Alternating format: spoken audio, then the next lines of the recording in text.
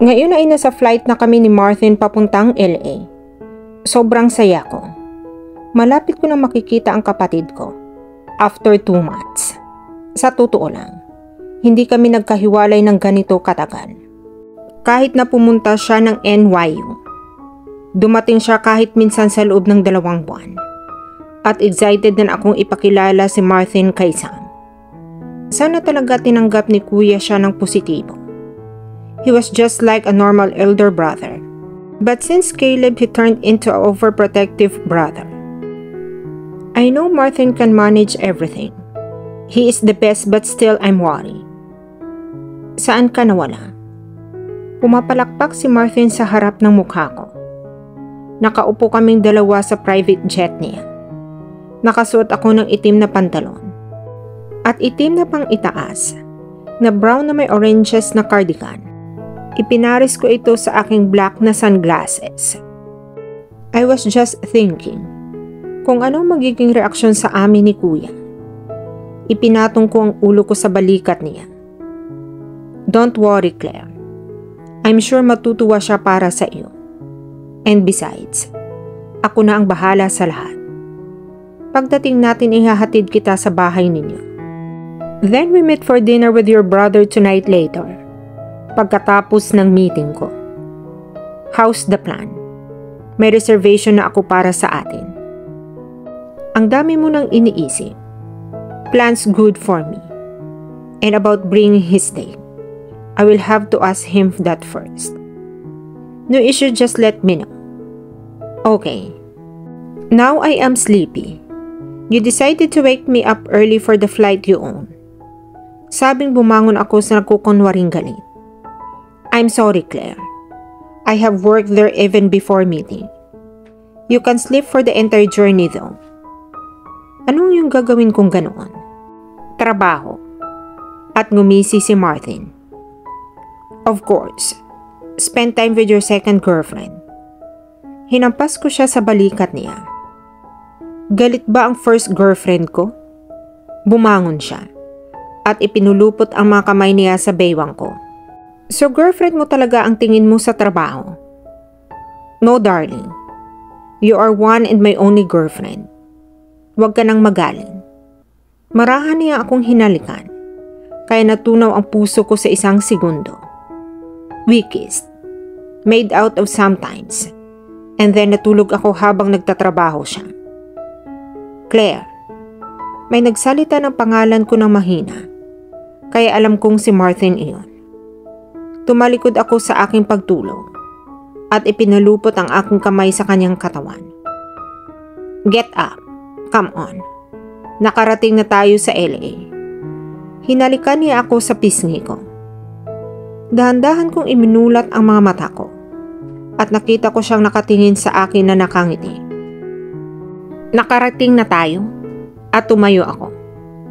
Sige, let's go. Oh my God. I'm so excited, Martin. Tumalon ako sa kama ng nakangisi. Yes, sweetheart. I can see. Halika, ibigay mo na sa akin ang kamay mo. Inabot niya ang kamay niya sa akin. Masaya kong inilagay ang kamay ko sa kanya. Hinila niya ako papalapit sa kanya at binuhat na naka-bridal style. Martin. What? Kaya kong maglakad. Alam ko pero gusto kitang buhatin. Sabi niya sabay labas ng kwarto. Nasaan ang mga bagahe natin? Tanong ko sa kanya. Dinala na ng mga tauhan ko ang mga bagahe natin sa ating sasakyan. Napangiti ako sa kanya. Now put me down, please. No. Literal na binuhat niya ako ng bridal style.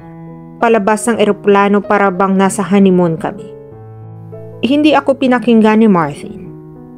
Pinababa niya ako nang nasa sasakyan na kami. My God, ang lalaking ito. Masaya? Tinanong niya ako.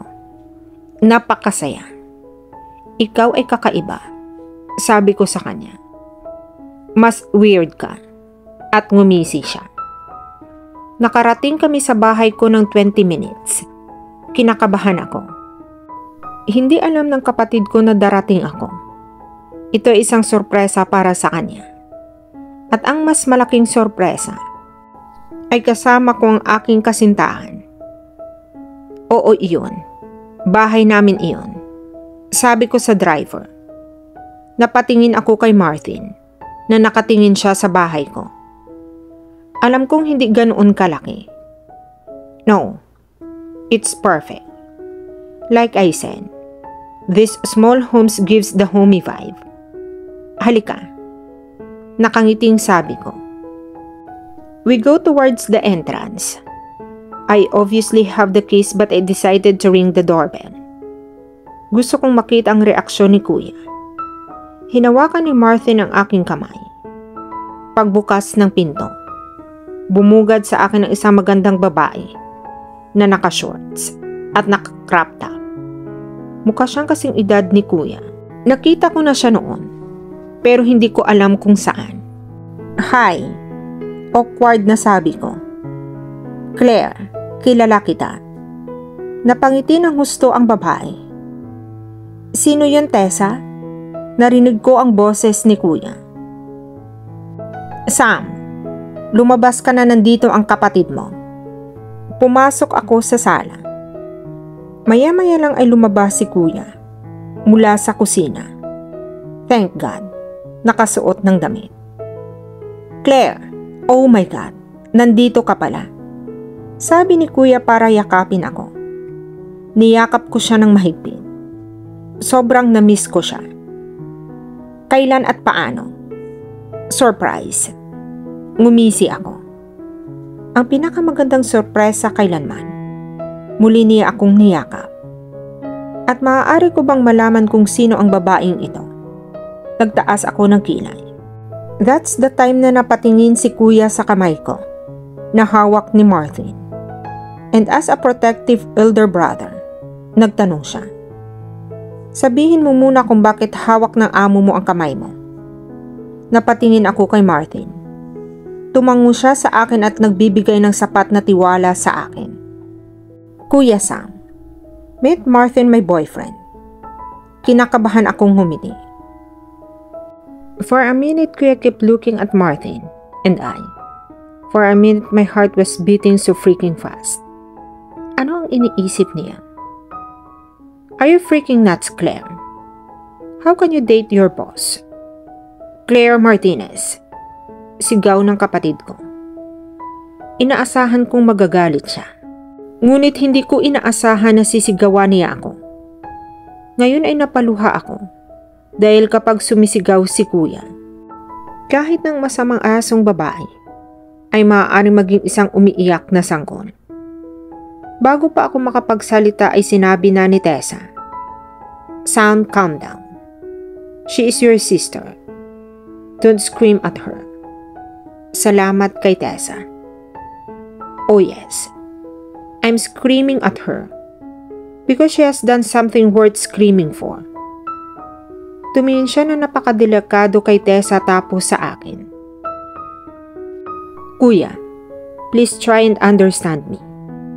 Hindi namin dinadala ang relasyon namin ni Martin sa opisina. We work professionally in office. Hindi iyon ang ikinagagalit ko kay Claire. Alam naman natin kung gaano ka-press ang mga tao sa lahat ng oras. Ay kung may magsalita na masama tungkol sa iyo at sa relasyon ninyo. Sam, I can guarantee you na walang magsasalita ng masama tungkol sa amin ni Claire. Sa pagkakataong ito, ay nagsalita si Martin at ito ay pinagpapasalamat ko. Yes, I know you're a big rich businessman and I know also you're really good at this isn't business. This is my sister na pinag-uusapan natin. So I won't compromise for anything but the best for her. Sabi ni Kuya, na mukhang seryoso kay Martin. Well, Sam, I can say the same thing. This of course isn't business. This is my girlfriend na pinag-uusapan natin. And I would not want anything but the best in the world for her. And I'm going to give the best para sa kanya. Kailangan mo bang pag-usapan ito ng matalino? Sa tuwing magtatanong o magsasabi ako ng isang bagay, mas magaan ngayon ang mood ni Kuya. Ngumiti kami ni Martin. Hinaplos ni Tessa ang braso ni Kuya na parang maasikasong girlfriend. Ano nga ulit? Sam, sino itong napakagandang babae? Yes, Claire. Meet my girlfriend Tessa. Nanlaki ang mata ko. No, sabi ko kagaya ni Rachel. Ano? Hindi mo siya gusto? Tanong ni Sam. I knew I have seen her before, somewhere. Hindi ba ito yung babaeng na date mo na noong high school kayo?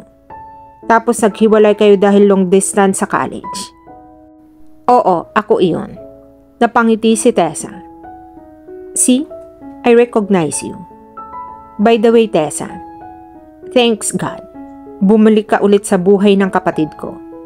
After so many years. He had been living a zombie life. Claire, stop. Nangangatwiran si Kuya. Ayos lang, Sam. Kilala kita. Tumawa si Tessa. Ikinagagalak kong makilala si Claire at Mr. Francisco. Nakipagkamay si Tessa sa amin. Martin, please. It's nice to meet you, sabi ni Martin. Hindi pa rin ako masyadong kumbisido sa lahat ng ito, sabi ni Kuya. Kuya, come on. Martin is a good guy. Please be happy for me. Ayoko lang masaktan katulad nung huling pagkakataon. Malungkot na sabi ni Kuya. She won't.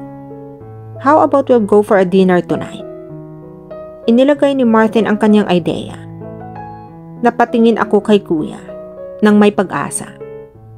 Hinila ni Tessa ang braso ni Kuya para sabihing oo malamang. Sige, pasok na tayo. Napangiti si Kuya.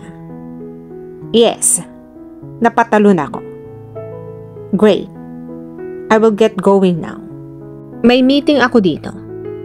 Claire, I will message once I get free. Then I can come here and we can go all together. Don't worry about the reservation. I will manage it. Sabi ni Martin. That's great. Hinalikan ko siya sa labi. Nakita kong napaaw si Tessa. Alright. Huwag ka na lang mag-make out sa harap ko. Tinabi kami ni Kuya. Isang halik lang, Kuya. Putol ko. Okay. See you guys later tonight. Umalis na si Martin. So Tessa, anong ginagawa mo? Tanong ko sa kanya habang nakaupo kami sa couch. I'm interior designer. I work with the Four Seasons group of hotel. Wow, ang galing. Dito ka na ba nakatira sa California? Karamihan sa buwan sa California ako. Pero kailangan kong maglibot ng kaunti sa buong states. So paano kayo nagkita ulit? Walang sinabi sa akin si Kuya. Actually, nagkita kami noong nasa Four Seasons, Florida siya. Nandoon siya para sa meeting. And I was also working there. That's great. And kailan kayo ulit nag-date? Excited kong tanong. 2 months ago. Ngumiti siya ng matamis. Parang kayo ni Martin. Pang-aasar niya. At dito na po nagtatapos ang part 13 ng ating kwento. Sabay-sabay po nating abangan ang susunod na kabanata. Be good, be safe, and God bless po everyone.